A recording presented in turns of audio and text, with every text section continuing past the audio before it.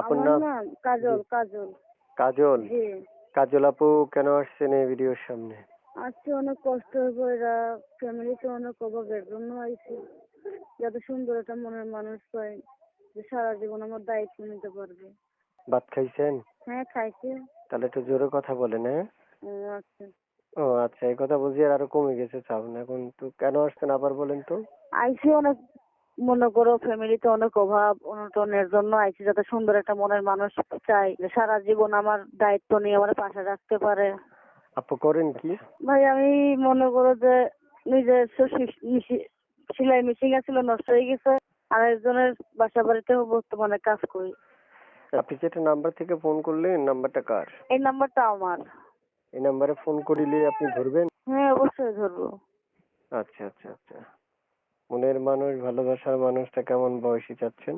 বয়স যেমনই হোক, সে যদি আমার সঠিক দায়িত্ব নিতে পারে, সে বুড়া হইলেও সমস্যা নাই। বুঝতে পারছি। পড়াশোনা আছে? যে পড়ালেখা আছে? আছে সামান্য। সামান্য কতটুক? মনে করো যে 3 পর্যন্ত। কল ধরবেন নি না কেটে দিবেন? না, ধরবো। সত্যি? সত্যি। আরেকবার সত্যি? সত্যি। শেষবার? সত্যি। আচ্ছা প্রিয় দর্শক, আসলে অনেকে আমাকে কমেন্ট বক্সে লেখেন যে ভাই কল দিই, কল তো রিসিভ হয় না। দেখেন 1 সত্যি 3 সত্যি পর্যন্ত বলাইছি।